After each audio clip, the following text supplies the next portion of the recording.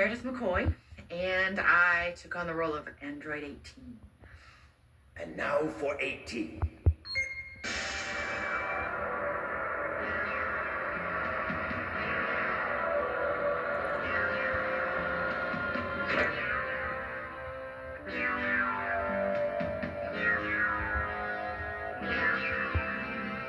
Those eyes she has. Hello, Doctor. How have you been? Kent Williams, I was in a show with him, like a theater show, and he was like, I've got this. I've just started working on Dragon Ball Z, and, why don't you come in and audition? So Laura Bailey and I were really good friends. We were friends in college, and so we both went up to it was when it was real small, before they went in through agencies or anything. So it was just kind of word of mouth and friends of friends. So Laura and I went up there and auditioned, both of us, for Android 18, actually. And pretty funny, her and I, since I booked Android 18, she was like really upset. She was like, I guess I'm not very good. And she was all beating herself up about it. And, look at where she is now. So obviously that was not the truth. They just found a different role for her later on. I see that you have chosen to become an android. Yes, now I have eternal life, just you. They just kind of gave me a real good, briefing of who Android 18 was, and when she's a robot, so her looks can be content, deceiving. is not super high. She's pretty one level, I really wish you had not smashed the controller. Huh. Yes, that's too bad, isn't it? Planning to use it for spare parts?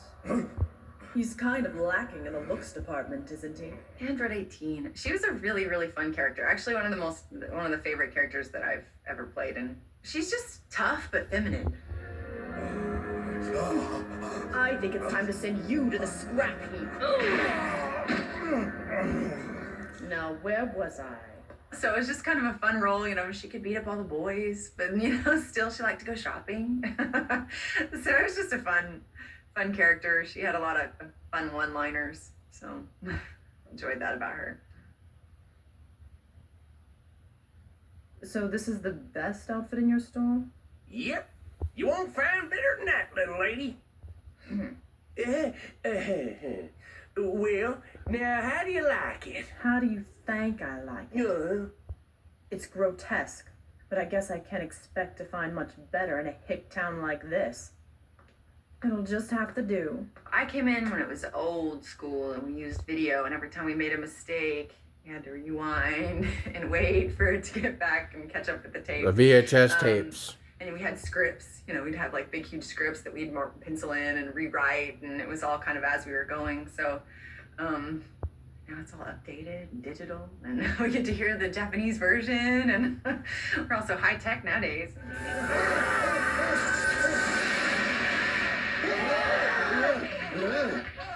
I can tell you a really funny story with that. Is one of the first few episodes that we recorded. It was a fighting scene, so I came in and had to do this major fight scene, and they're like, "Okay, Lena, give us some of your best punching noises." And I think I was like, they were like, "Wow, okay, have you ever been beat up before?" I'm like, "No, I haven't." Couldn't know what to do here. So they gave me a really hard time. I had to figure out how that all sounded. Okay, which one of you do I send to the scrap heap first?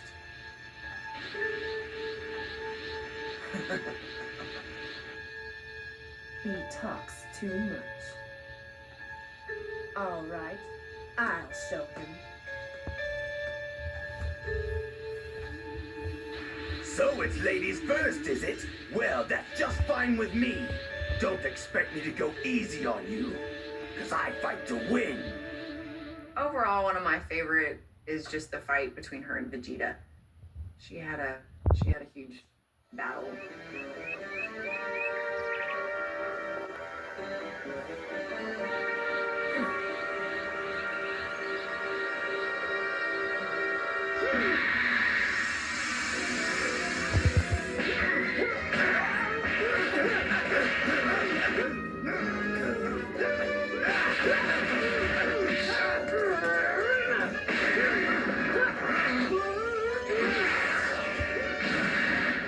It's just because it's one of the most that was the first one I did, so it had like the big impression on me.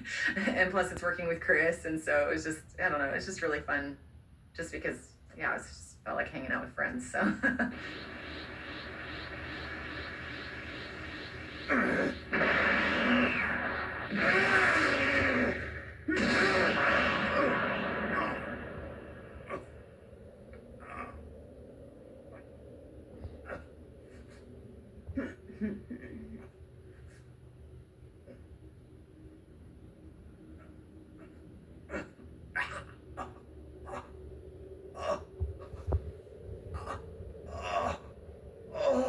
Tell me, Vegeta. I'm curious. What is it like to feel this kind of pain? Whoa. Ouch.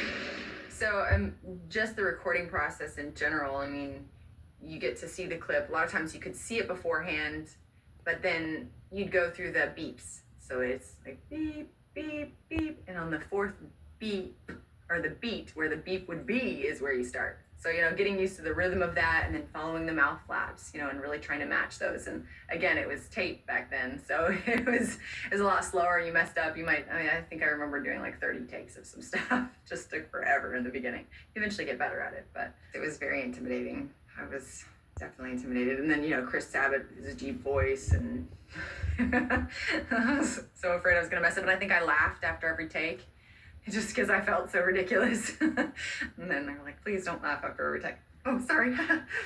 So.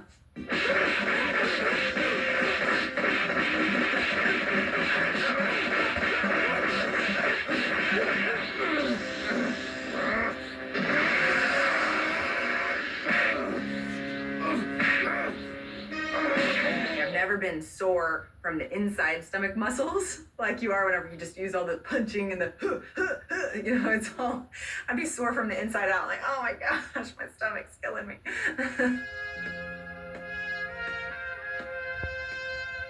She's been toying with me the whole time. Yep. I come out sweating sometimes after those fight scenes because I'm kind of animated myself anyway, so I was using all the hand motions, and they would always laugh at me because they'd have a video screen, and like I'd have a fight scene, I'd be out there punching. Sure, I looked not as cool as Android 18 did.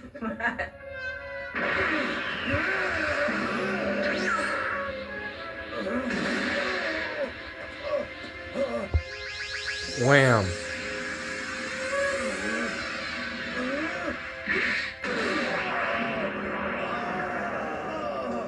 The screaming was not always my favorite. Plus, I was a singer, so it was like, oh man, I have a gig tomorrow night, and I've got to scream for an hour today. But they were always really nice to me, and you know, and you kind of learn how to do it a little bit better that way too. You use your stomach.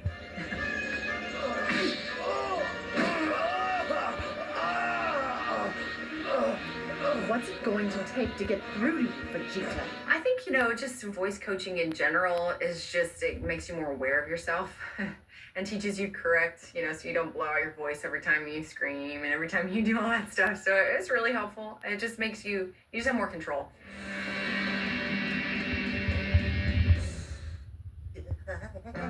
Last time on Dragon Ball Z. It's weird because I don't think it ever sunk in.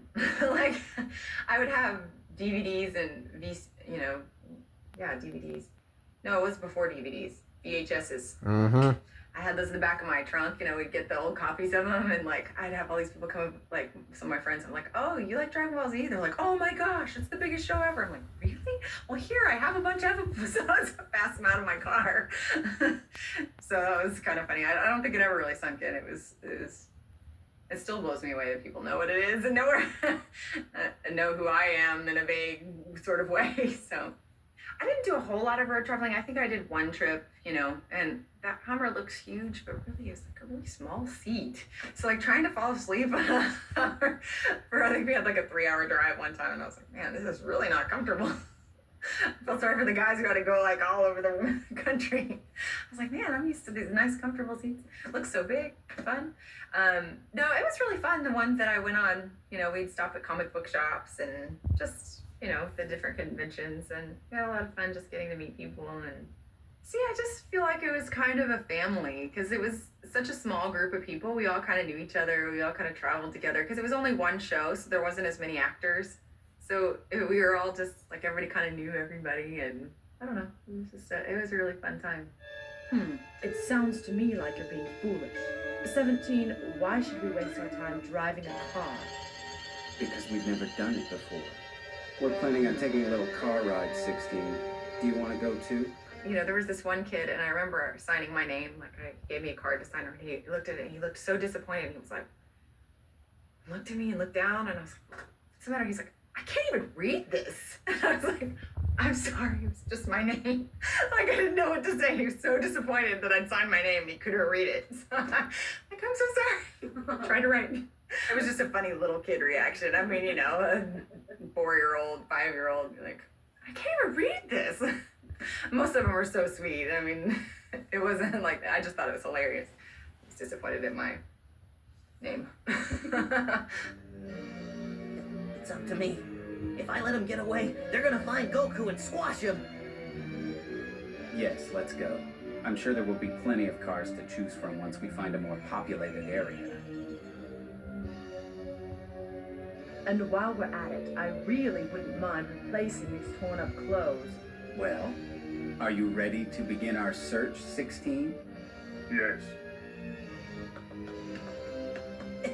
No, stop! It's so interesting just to see the different ages and of people who do contact you. And I do remember someone emailing me and saying that it had brought a mother and a daughter together, and her mom had gone through a lot of depression, and just the characters in the Dragon Ball Z, she'd go through her books and stuff like that, and it really inspired her. And it, you know, and so she wrote me a letter about that one time. And I just thought it was really neat. But it was a daughter and a mother that were coming together because of the show. That's pretty neat. I beg of you, please don't go after Goku. Please. You don't have to do this. I think everybody has a hunger for, you know, the supernatural, to be able to walk in that power, and just the good versus evil, and, you know, the battle to win. And so, I mean, it's just kind of a wholesome, fun, all around. I think a lot of different ages can always relate to that. Now, if you'll excuse us, we have work to do. Stop worrying about Goku and take care of your other friends. They look like they could use some sensu beans. Good luck. Bye. Thank you guys so much for watching and supporting over the years. This has been such an amazing journey, and just really appreciate you guys. I see. Well, bye.